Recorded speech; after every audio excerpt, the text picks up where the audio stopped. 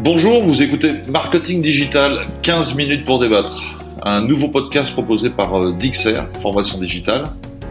Alors, pour son numéro 1, le sujet de débat sera: le marketing digital va-t-il réussir sa transition écologique ? Je suis Franck Michel, fondateur de Dixer Formation Digitale, et je suis ravi d'accueillir Adeline Gabet et Charlotte Turca. Hello Charlotte, hello Adeline. Bonjour. Vous êtes deux experts du marketing digital et deux non moins experts des questions de transition écologique du marketing digital. Alors Adeline, tu gères les questions liées à la transition écologique à l'IAB.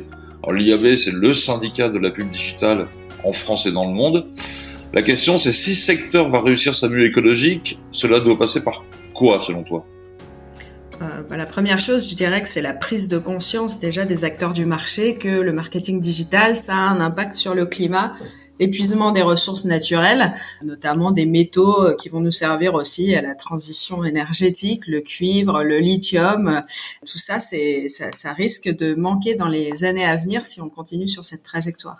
Donc, le point positif, c'est que la prise de conscience, quand même, elle a débuté. Il y a le mouvement pour la publicité raisonnable qui s'est créé. Il y a un collectif sur le marketing digital responsable dont je fais partie.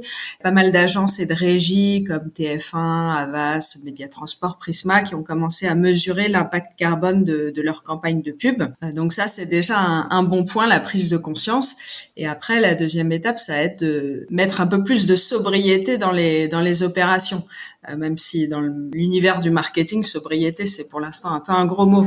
Mais il va falloir lutter contre le gâchis de la publicité, la fraude, les impressions non visibles, le cookie bombing, les répétitions inutiles, à faire plus de formats compressés, faire un usage raisonné de la vidéo, avoir plus de sobriété peut-être dans les systèmes utilisés, notamment l'achat programmatique, faire de l'éco-conception aussi des sites et des applis, avoir de la sobriété dans la data.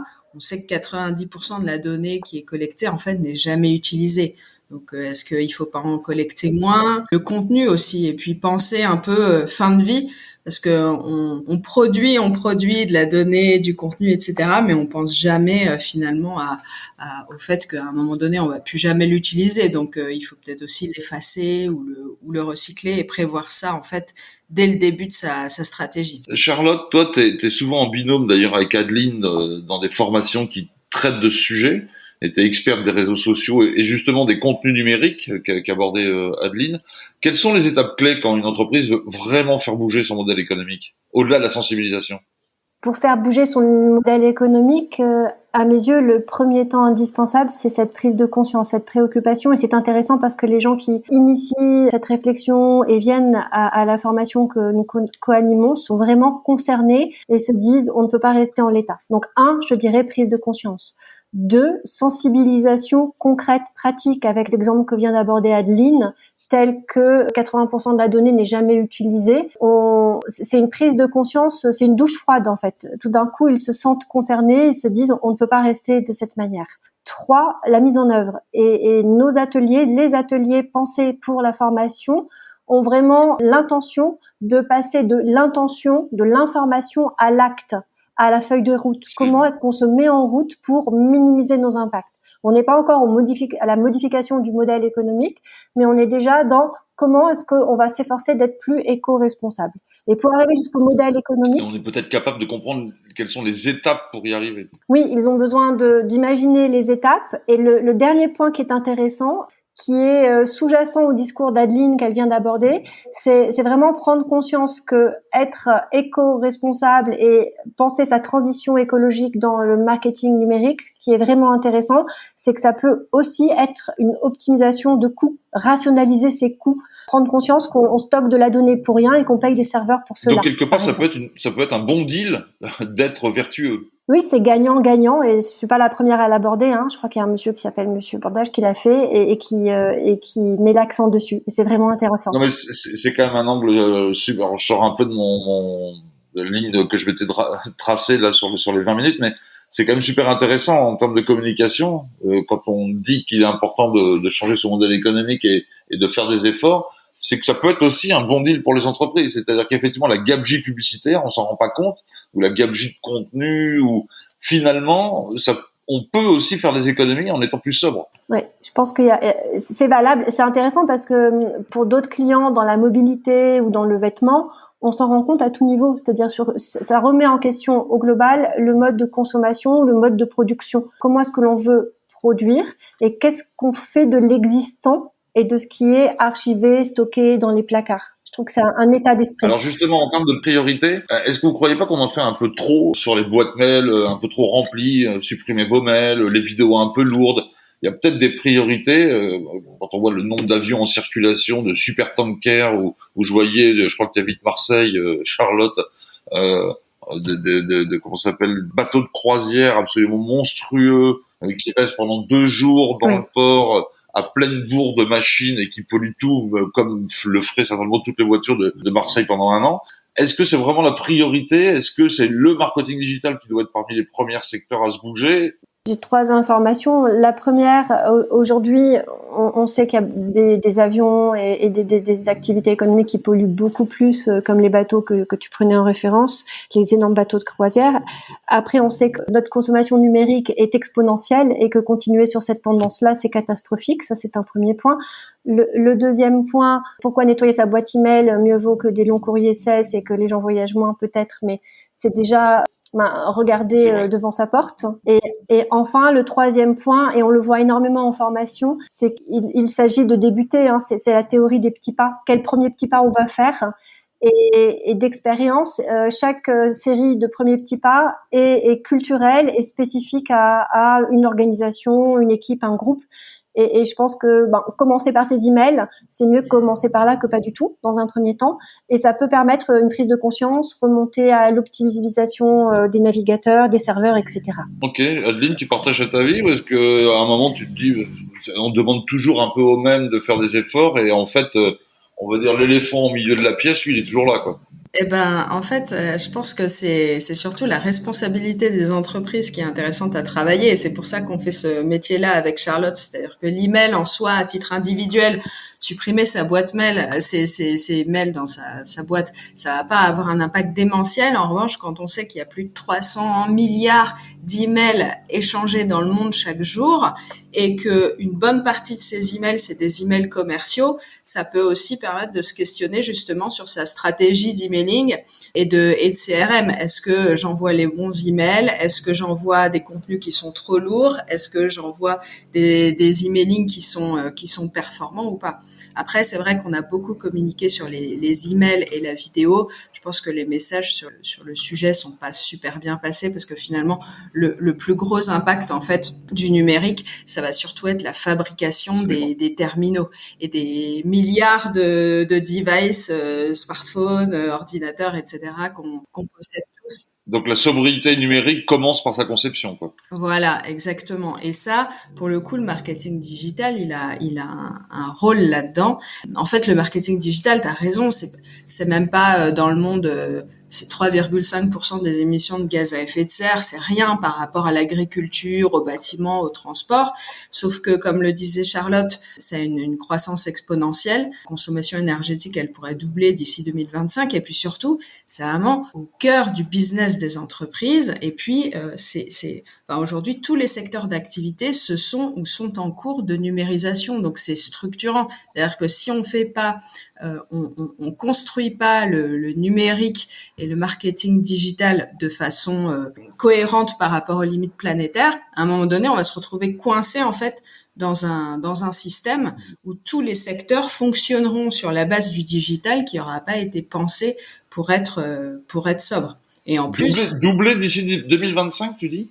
Ouais, et donc ça veut dire. On est en 2022, tu dis que la part du marketing digital, enfin des serveurs, ainsi de suite, de la consommation d'énergie va doubler en 3 ans.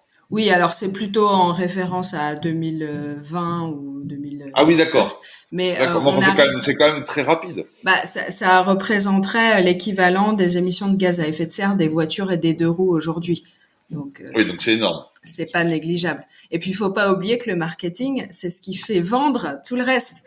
Donc là aussi, on a parlé de comment être plus sobre dans ces opérations de marketing digital, mais il faut pas oublier le fond aussi, c'est-à-dire que le marketing, c'est le vecteur d'une potentielle surconsommation. Donc il faut aussi questionner le rôle du marketing dans le fait de promouvoir des comportements qui sont plus écologiques et au contraire limiter peut-être la promotion de produits ou de comportements qui sont néfastes à l'environnement, comme le rappelle d'ailleurs la RPP. C'est presque une remise en cause, entre guillemets, ce que disait Charlotte tout à l'heure, c'est presque une remise en cause philosophique de notre rapport à la consommation, et donc c'est pas comme ça que la plupart des gens en agence, en régie, qu'on fréquente depuis quelques années, voire quelques dizaines d'années, on n'a pas été formaté là-dessus. Donc là d'ailleurs, d'un point de vue remonté, vous savez que Dixer s'occupe de formation dans le domaine digital. On a d'ailleurs un module ensemble sur le sujet de la transition écologique. Dans les sessions que vous avez données chez Pierre et Vacances, les Causantes ou d'autres entreprises, Sifflet Marketing, qu'est-ce qui remonte des expériences terrain? Est-ce que les entreprises sont vraiment investies, ou est-ce qu'on est dans le sempiternel, on est ravi d'être sensibilisé et finalement une espèce d'emplâtre sur une jambe de bois, passez-moi l'expression, et dans lequel oui c'est super, on est ravi, on a fait une formation sur le sujet, bon c'est bon, on peut le ranger dans le placard.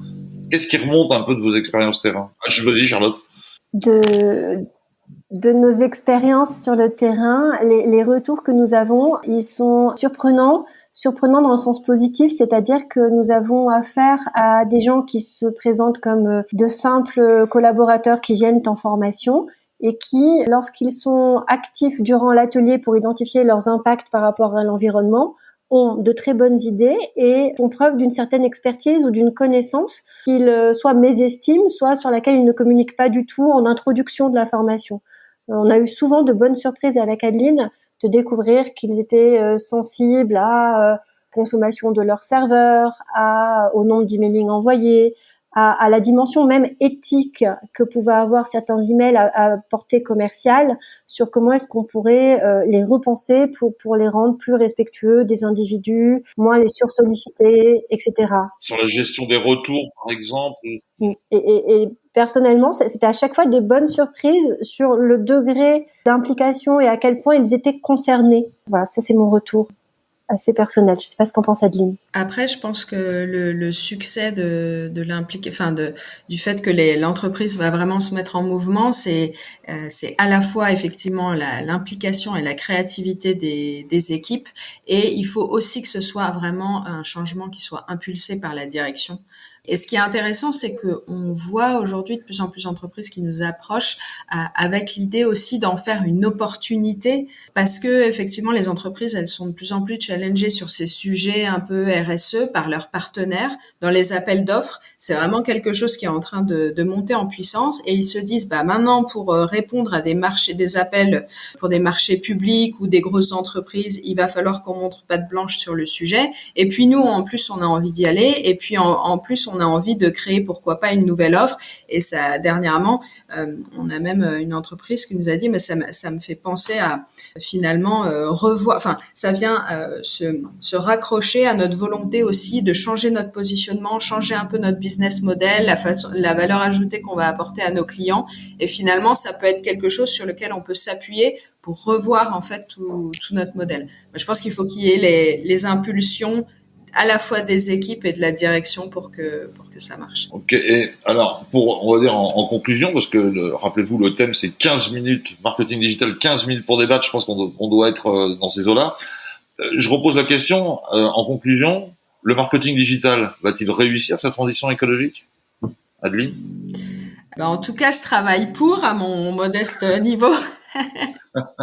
Il y a je pense que il y a plein de volontés individuelles hyper positives sur le sujet, donc il y a plein d'optimisations qui vont se faire. Après, ça va être vraiment le challenge d'un changement culturel, et ça va être beaucoup plus compliqué. Ça va prendre plus de temps, et c'est aussi pour ça que avec Charlotte, on donne des cours aussi aux étudiants pour former aussi la nouvelle génération à partir directement sur des bonnes bases, parce que c'est plus facile que de changer un système déjà en place. On pourra d'ailleurs se poser la question tous les trois, honnêtement, sur cette dimension, je dirais, sur d'autres sessions, avec cette dimension culturelle. C'est-à-dire, là, on arrive avec des faits et des étapes, mais de repenser sa place et de repenser culturellement, effectivement, ça peut être une approche intéressante à faire passer, quoi. Oui. Qu'est-ce que t'en penses, toi, Charlotte, hein? Est-ce que le marketing digital va réussir sa fucking transition écologique? Sa fucking transition écologique, si on parle de la période d'adaptation, c'est ça la transition écologique, hein, c'est comment est-ce qu'on s'adapte pour prendre conscience de nos impacts et les minimiser.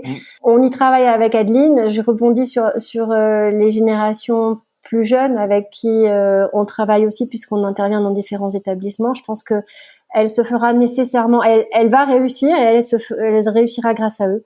Parce qu'ils sont plus sensibles, ils se rendent compte que le monde de demain nécessite qu'on revoie notre copie, qu'on sache s'adapter. Et je pense que ça va faire bouger les générations d'au-dessus et on en a besoin. Je pense que les 3 jours de canicule qu'on vient de vivre sont là comme une conclusion quelque part sur le fait qu'on a intérêt à se bouger les fesses un peu rapidement, même si jamais faut pas non plus faire des raccourcis et des rapports. Mais juste un mot pour terminer. Je pense que il réussira aussi si c'est une transition sincère et pas seulement un argument commercial comme on le voit malheureusement de plus en plus avec beaucoup de greenwashing qui se développe, mais qui va être rapidement taclé et par les citoyens et par les autorités, le jury de déontologie de la pub.